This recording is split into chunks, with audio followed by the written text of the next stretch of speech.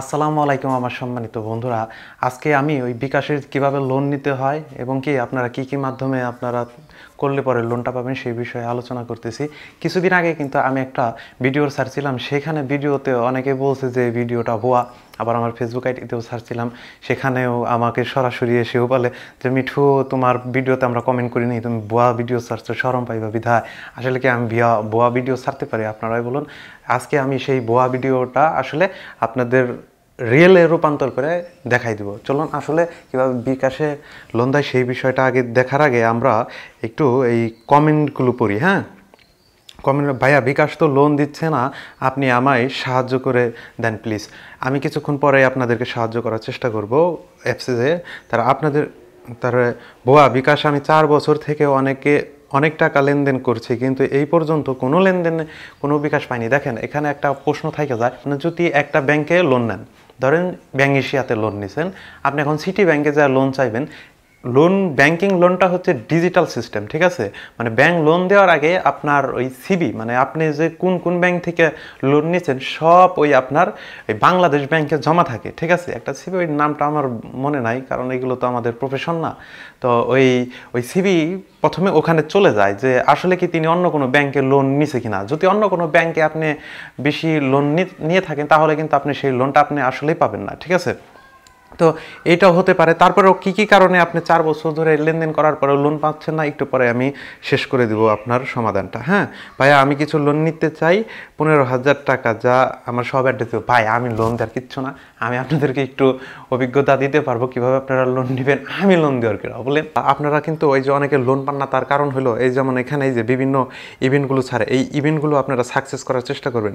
যেমন সোমবারে 5,500 টাকা কার্ড টু বিকাশ করলে 50 টাকা ক্যাশব্যাক, এগুলো আপনারা এই সাকসেস করবেন। তারপরে আপনার দেখতেছেন যে এই যে পে বিল, এগুলো আপনারা সাকসেস করবেন এই অফার থেকে, ঠিক আছে? তার মাঝে মাঝে এই যে পে বিল, আপনার বাসার যে বিদ্যুৎ বিল, ওগুলো দিবেন। ওগুলো দিলে কি হবে, বিকাশের সাথে আপনি ট্রাস্টেড হতে পারবেন। তারপরে এই যে অ্যাড মানি, এই যে ব্যাংক টু বিকাশ, তার কার্ড টু বিকাশ, যখন এগুলো আপনারা করবেন, আপনার কার্ডের সাথে আপনার ব্যাংকের এই বিকাশের সাথে একটা লিঙ্ক হয়ে গেল, তখন এই বিকাশ বুঝবে যে না, এটা আসল রিয়েল ব্যক্তি। আবার ব্যাংকের সাথে আপনি যখন ব্যাংক অ্যাকাউন্ট দিয়ে আপনি লেনদেন করবেন, ঠিক আছে, যেমন এই যে আমার ব্যাংক অ্যাকাউন্টটা আমি অ্যাড করছি, তখন কিন্তু আপনি ব্যাংক বুঝবে যে না, আসলে এটা আসলেই একজন রিয়েল ব্যক্তি, ঠিক আছে? তো এগুলো আপনারা করতে পারেন।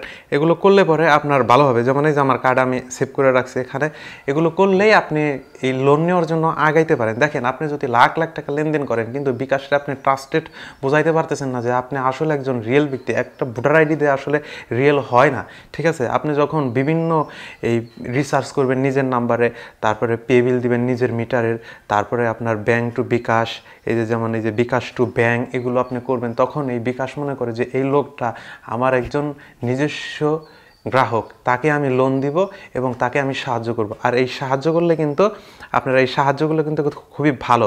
যেমন এই লোনটা আপনি পাইলে পরে একদম ক্রেডিট কার্ডের চাইতে কিন্তু আপনার ভালো। ক্রেডিট কার্ড অনেক ঝামেলা থাকে, কিন্তু এই বিকাশ লোনে কিন্তু কোনো ঝামেলাই নাই। এক টিভিতে আনলেন, আবার এক টিভিতেই আপনার পরিশোধ করে দিলেন, ঠিক আছে? যখন খুশি তখনই, যতবার ইচ্ছা ততবারই আপনি লোন নিতে পারতেছেন, যতবার ইচ্ছা ততবারই আপনি পরিশোধ করতে পারতেছেন। এখানে কিন্তু কোনো লিমিট নাই, ঠিক আছে? অতএব আমি মনে করি আপনারা এই মোবাইল রিচার্জ, সেন্ড মানি, এগুলো, তার এই যে পেমেন্টগুলো, এগুলো আপনারা একটু করলে পরে, সব কিছু করলে পরে আপনারা বিকাশের মোট কথা বোঝাইতে হবে আপনি একজন রিয়েল ব্যক্তি। আপনার সমস্ত গেটওয়ের সাথে আপনি এই অ্যাকাউন্টটার লিঙ্ক করে দিবেন, তাহলে আপনাকে লোন দেওয়ার সম্ভাবনা আছে। আমি আগে ব্যালেন্সটা চেক দিই। এটা হচ্ছে আমার 50,000 টাকার মতো আছে আমার ব্যালেন্সে। দেখেন, একটা হচ্ছে এজেন্ট ব্যাংক, এই এজেন্ট আপনার বিকাশ, ওরা কিন্তু একদমই আলাদা। এটা হলো পার্সোনাল, ঠিক আছে? এজেন্ট অ্যাকাউন্টগুলো কিন্তু একদম আলাদা। যেমনটা ফেসবুক আর হয়েছে ইউটিউব যেমন আলাদা, এজেন্ট বিকাশ অ্যাকাউন্টগুলো আলাদা। আপনারা যদি বলেন যে আমরা এজেন্টে লাখো টাকা লেনদেন করি, তাহলে কেন লোন দেয় না? আসলে আমিও কিন্তু লাখো টাকা লেনদেন করি। আমাদের কিন্তু বিকাশের এজেন্টের সাথে কোনো সম্পর্ক নাই পার্সোনাল অ্যাকাউন্টের সাথে, ঠিক আছে? পার্সোনাল এটা একটা ব্যক্তিগত, আপনার এই সবসময় ইউজ করার জন্য দূরে কোথাও গেলে, তাই না? সবসময় আর কি লেনদেনের ক্ষেত্রে। তো এই যে এখান থেকে আমি যে লোন অপশনে গেলাম, লোন অপশনে গেলেই কিন্তু দেখা যায় যে এই 20,000 টাকা লোন নিন, ঠিক আছে? এটা কিন্তু আসছে এখানে। এই যে লোনের বিবরণে যদি যাই, এই লোন পরিশোধ, এখান থেকে কিন্তু আমি দেখতে পাচ্ছি এই যে 5,000 টাকা আপনার লোন নিয়েছিলাম, একবার 5,000 নিয়েছিলাম, আর একবার 5,000, 5,000, 10,000, 500 নিছিলাম, পেমেন্ট করছিলাম, তার 10,000 নিছি, 10,000 নিছি, 10,000 নিছি, 10,000 নিছি, 10,000 নিছি, 10,000 নিছি, 20,000 আসলে নেই। দেখেন এখানে আর আপনারা যদি দেখেন এই যে 7 দিনের 0% ইন্টারেস্ট অথবা 3 মাসের ইন্টারেস্ট সহ, মানে 7 দিনের লোনটা আমি একটু নিতাম, কারণ আমি তো ইন্টারেস্টের ভিতরে যাবই না, আর আমি লোনে একদমই পছন্দ করি না, এটা তো নিবই না। তো তারপর আমি একটু লোনের বিষয়ে আপনাদেরকে দেখাই। এখান থেকে সর্বোচ্চ আমি 20,000 টাকা নিতে পারব, 30,000 টাকা পর্যন্ত আসলে নেওয়া যায়, আমি 20,000 টাকা পর্যন্ত আমি নিতে পারব, ঠিক আছে। এখানে যদি আমি বলি না আমি 2,000 টাকা নিব তাও পারবো, তো ধরেন আমি 2,000 টাকা দিয়ে দেখাইলাম, ঠিক আছে। 20,000 টাকায় দিয়ে দেখাই।